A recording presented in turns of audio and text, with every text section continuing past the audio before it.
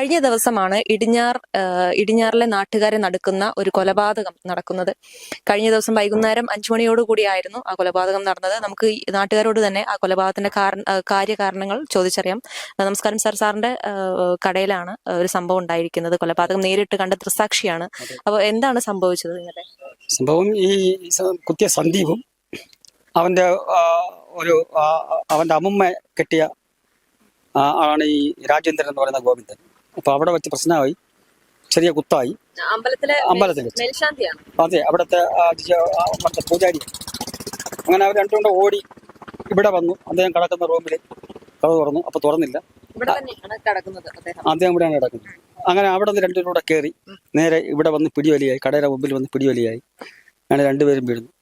അദ്ദേഹത്തിന്റെ കയ്യിലിരുന്ന കഴുത്തോട് കൂടി ചേർത്ത് വെച്ചിട്ട് കയ്യിലിരുന്ന വലിയ കത്തിയെടുത്ത് കുത്തി ഇറക്കിയായിരുന്നു. കുത്തി ഇറക്കി ഭയങ്കരമായ ബ്ലഡ് തീർച്ച ചോറിലൊക്കെ അങ്ങനെയാണ് പോയത്.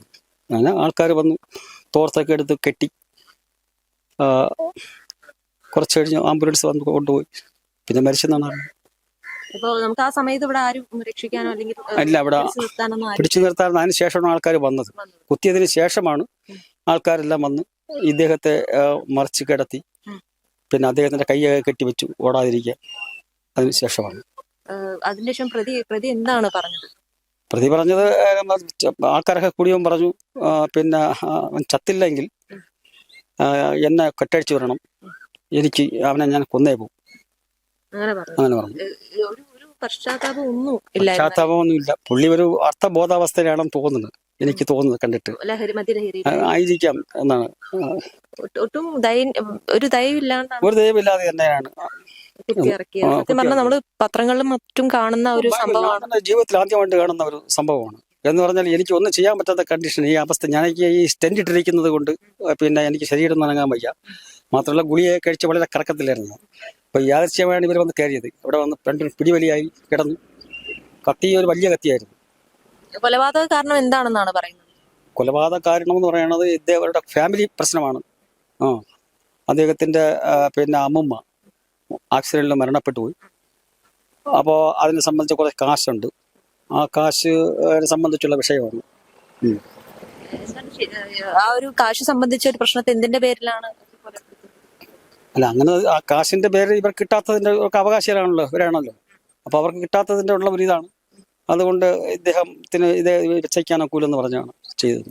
ഇദ്ദേഹത്തിന് വേറെ ഒരു സ്ത്രീയുമായിട്ട് ബന്ധമുണ്ട്. അപ്പോൾ ഈ കിട്ടിയ കാശുകളെല്ലാം അതുവഴിയാണ് അങ്ങോട്ടാണ് പോകുന്നത്. ഞങ്ങൾക്ക് അവകാശപ്പെട്ട കാശ് അവർക്ക് കൊടുക്കുന്നത് കൊണ്ടാണ്. അതുകൊണ്ട് ഇയാളെ വെച്ചിട്ട് കാര്യമില്ല എന്നാണ് പറഞ്ഞത്. അതായത് മറ്റൊരു ആക്സിഡന്റിൽ നിന്ന് കിട്ടിയ പണം മറ്റൊരു സ്ത്രീക്ക് കൊടുക്കുന്നുള്ള ഒരു ആരോപണമാണ്. അതുകൊണ്ട് ഇവർക്ക് കിട്ടാനുള്ളത് കിട്ടില്ല, അങ്ങനെ ഉദ്ദേശിച്ചാണ്. അതുകൊണ്ട് ഇയാളെ വെച്ചയ്ക്കാനൊക്കൂലെന്നാണ് പറഞ്ഞത്. പ്രതി എങ്ങനെയാണ് നാട്ടില്? പ്രതി INTCയുടെ ഒരു ലോഡിങ്ങുകാരനാണ്. പിന്നെ മറ്റു പണിക്കൊക്കെ പോകും. നേരത്തെ ഇവൻ ഒരു കുത്തുകേസ് ഉണ്ടായിരുന്നു. നമ്മുടെ ഒരു വ്യാപാരിയെ കുത്തി. അതിൽ ഞാൻ തന്നെയാണ് സാക്ഷി. അപ്പോൾ അതിന് ശിക്ഷിക്കപ്പെട്ടു, ജയിലിലേക്ക് കടന്നിട്ട് വന്നതാണ്. അപ്പോൾ അതിനുശേഷം ഇവിടെയൊക്കെ വന്നിട്ട് പിന്നെ വലിയ കുഴപ്പങ്ങളൊന്നുമില്ല. നമ്മളെ കാണുമ്പോൾ പറയും, ഇനി ആരും ജയിലിൽ പോകാൻ തയ്യാറാവരുത്, വലിയ പാടാണ് എന്നൊക്കെ പറഞ്ഞിട്ടുണ്ട്. നമ്മുടെ മാമാന്നൊക്കെ ഇങ്ങനെ ഒരു സാഹചര്യം വന്നപ്പോൾ പിന്നെ ഇടയ്ക്ക് ഇവൻ പിന്നെ ആത്മഹത്യ ചെയ്തു. ഇവൻ കയറി തൂങ്ങിയ സമയത്ത് പിന്നെ അവശതയിൽ കിടക്കുമ്പോൾ ഈ മരണപ്പെട്ട ഇവന്റെ അദ്ദേഹമാണ്, മുത്തശ്ശൻ തന്നെയാണ് ഹോസ്പിറ്റലിലേക്ക് കൊണ്ട് ഇവന്റെ ജീവൻ രക്ഷിച്ചത്.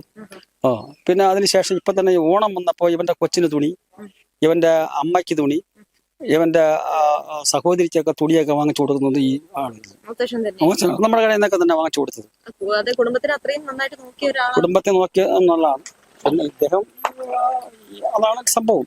പിന്നെ ഇദ്ദേഹത്തിന് ഒരു അവിശ്വാസമുണ്ട്, ഇങ്ങനെ ഒരു കിട്ടുന്ന കാശെല്ലാം ഇങ്ങനെ പോകുന്നതായിരിക്കാം, നമുക്ക് കിട്ടാനുള്ളതല്ലേ. ഇത്രയൊക്കെ ചെയ്തതിന് ശേഷമാണ് തനിക്ക് കിട്ടുന്നത്.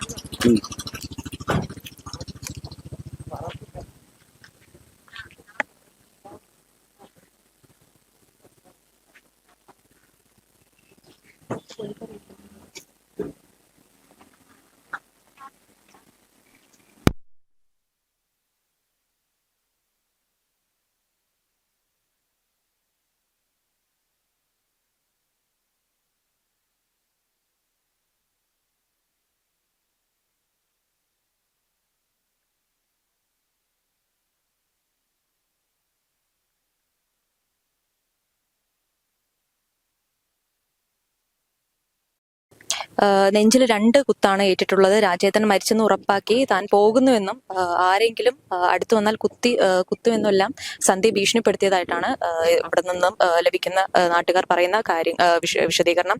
അതുപോലെ തന്നെ നാട്ടുകാർ സന്ദീപിനെ പിടികൂടി കെട്ടിയ ശേഷം പോലീസിനെ അറിയിക്കുകയും പോലീസ് വന്ന് അറസ്റ്റ് ചെയ്യുകയുമായിരുന്നു. പോലീസ് സന്ദീപിനെ കസ്റ്റഡിയിലെടുത്തു. രാജേന്ദ്രനെ പാലോട് ആശുപത്രിയിൽ എത്തിച്ചെങ്കിലും പക്ഷെ രക്ഷിക്കാനായില്ല. ഇപ്പോൾ മൃതദേഹം മെഡിക്കൽ കോളേജിൽ മോർച്ചറിയിലേക്ക് മാറ്റിയിട്ടുണ്ട്. സന്ദീപിനെതിരെ മറ്റൊരു കുത്തുകേസ് അടക്കം ഒട്ടേറെ കേസുകളുണ്ടെന്ന്. ഇപ്പൊ മുത്തശ്ശനും അതുപോലെ തന്നെ ഇപ്പൊ സന്ദീപുമായിട്ട് എന്ത് പ്രശ്നമാണ് ഉണ്ടായിട്ടുണ്ടായിരുന്നത്?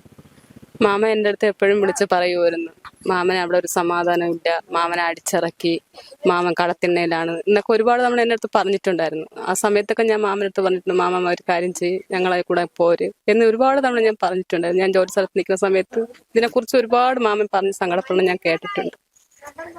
ഒരുപാട് മാമനെ ഉപദ്രവിക്കുന്നതായാലും ശരി തന്നെ എല്ലാ കാര്യത്തിലും മാമന് എപ്പോഴും ഒരു ഇതാണെന്ന് എൻ്റെ അടുത്ത് എപ്പോഴും പറയുമായിരുന്നു, വിളിക്കുമ്പോൾ പറയുമായിരുന്നു. മാമ എല്ലാ കാര്യവും എന്തുണ്ടെങ്കിലും എൻ്റെ അടുത്ത് അവിടെ സന്ദീപ് കാണിക്കണം എന്തുണ്ടെങ്കിലും മാമ ആ വിഷമം എൻ്റെ അടുത്ത് മാമ പറയും, ഷെയർ ചെയ്യുമായിരുന്നു എപ്പോഴും.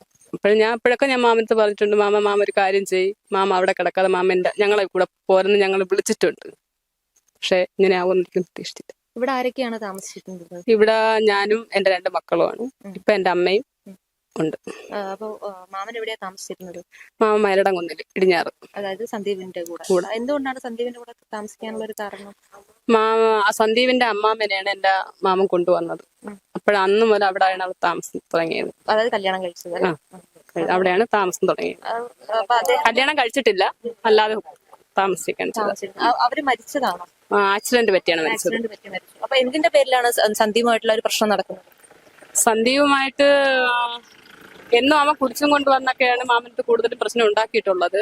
സന്ദീപിന്റെ ഭാര്യ വന്നില്ലേ? ഇവിടെ പ്രശ്നം എന്തെങ്കിലും ഉണ്ടോ അവരായിട്ട്? ഇവിടെ പ്രശ്നമില്ല. ഒരു മരണം നടന്നതല്ലേ, നമുക്ക് അപ്പോഴ ഒന്നും ചെയ്യാൻ പറ്റത്തില്ല. നമുക്കൊരു പ്രശ്നവുമില്ല. പക്ഷെ അവൾ ഇതുവരെയ്ക്കും വന്നിട്ടില്ല, അവളെ ഭാഗത്തുനിന്ന് ഒരിതേക്കും വന്നിട്ട് ഇതായിട്ടില്ല. ഇപ്പൊ നിങ്ങൾ എങ്ങനെ ഈ ഒരു കേസുമായി മുന്നോട്ട് പോകും? കേസുമായിട്ട് പരമാവധി അല്ല, ജീവനുള്ളിടത്തോളം കാലം മാമന് എത്രത്തോളം നീതി വാങ്ങിക്കാൻ പറ്റുമോ അത്രത്തോളം നീതി വാങ്ങിച്ചു കൊടുക്കണം. എങ്കിലേ ആ അദ്ദേഹത്തിന് ഒരു ആത്മാവിന് ശാന്തി കിട്ടുള്ളൂ. അതുവരെ പോരാടാനും മുന്നോട്ട് പോവാനും ഞങ്ങൾ തയ്യാറാണ്. അതിന് ഒരു ഇഞ്ച് പോലും ഞങ്ങൾ പുറകോട്ടില്ല. കാരണം പല ദിവസവും പട്ടിണി കിടന്നിട്ടുണ്ട്, ആഹാരം പോലും കൊടുക്കാതായിട്ടുണ്ട്. അപ്പൊ അങ്ങനെയുള്ള ഒരാളിനെ എന്തായാലും പരമാവധി നീതി വാങ്ങിച്ചു കൊടുക്കുന്നവരായി ഞങ്ങൾ അതിന് വേണ്ടി പോരാടും. ഇത് ഇങ്ങനെ ഈ ഒരു ഇത്രയും കടുത്ത നിലപാടിലേക്ക് സന്ദീപ് പോകുമെന്ന് വിചാരിച്ചിട്ടുണ്ടായിരുന്നു. ഇത്ര പ്രശ്നങ്ങളും കാര്യങ്ങളൊക്കെ ഉണ്ടായിരുന്നു. പക്ഷെ ഇത്രയും ഭയങ്കര കടുപ്പിച്ചിട്ടാണ് 2 തവണ നെഞ്ചിൽ കുത്തിയെന്നാണ് പറയുന്നത്. അപ്പൊ ഇങ്ങനെ ഒരു കൊലപാതകം, ഇത്രത്തോളം ദേഷ്യം സന്ദീപിന് വരാനുള്ള ഒരു കാരണം എന്താണ്? അതറിയത്തില്ല. ഞാൻ ഇങ്ങനൊരു സംഭവം ഉണ്ടാവുമെന്നും എനിക്കറിയില്ലായിരുന്നു. കാരണം ഞാൻ ജോലി സ്ഥലത്തായിരുന്നു. ഞാൻ ഒരു 6-6:30 മണിയായപ്പോഴും സംഭവം എൻ്റെ മോനാണ് വിളിച്ചെൻ്റെ അടുത്ത് പറയണത്. അന്നേരമാണ് ഞാൻ സംഭവം അറിയണതും ഞാൻ തിരിച്ച് ഇവിടത്തേക്ക് വന്നപ്പോഴത്തേക്കെല്ലാം കഴിഞ്ഞായിരുന്നു. അതുകൊണ്ട് അറിഞ്ഞൂടായിരുന്നു ഇങ്ങനെ ഒരു സംഭവം നടക്കുമെന്ന് ഒരിക്കലും പ്രതീക്ഷിച്ചു. സാമ്പത്തിക പ്രശ്നം തന്നെയായിരുന്നോ സന്ദീപിന്റെ ഈ ഒരു കൊലപാതകത്തിന് പിന്നിൽ? അത് സാമ്പത്തികമുണ്ട്, അല്ലാതെയൊക്കെ കാണുമായിരിക്കും. പിന്നെ മാമന് ഭാര്യ മരിച്ചപ്പോഴത്തേക്ക് ആക്സിഡന്റിൽ പൈസ അനുവദിച്ചു. അപ്പൊ അതിന്റെ ഒരു പ്രശ്നം നടക്കുന്നുണ്ടായിരുന്നു കുറച്ചു മുമ്പ്. പിന്നെ അതിന് ശേഷം എന്താണെന്ന് എന്റെ അടുത്ത് ഒന്നും വിട്ടു പറഞ്ഞിട്ടില്ല. എന്തോ വിഷമം കൊണ്ടാണെങ്കിൽ പറഞ്ഞാണെന്ന് എനിക്ക് പറഞ്ഞിട്ടില്ല. എന്റെ അടുത്ത് എപ്പോഴും പറയുമായിരുന്നു, ഇങ്ങനെ ഒക്കെ ആണെന്ന് എന്റെ അടുത്ത് എപ്പോഴും പറയുമായിരുന്നു. എനിക്ക് പറഞ്ഞിട്ട് മക്കളൊന്നുമില്ല. രാജേന്ദ്രന്റെ ഭാര്യയുടെ ചെറുമക്കളുമാണ് അത്. അവരെ മൂത്ത കൊച്ചിന് 12 വയസ്സായപ്പോ അവൻ ഏറ്റെടുത്ത് വളർത്തുന്നതാണ്. കല്യാണം ഒന്നും കഴിച്ചിട്ടില്ല, കൂടെ താമസിക്കുന്നതാണ്.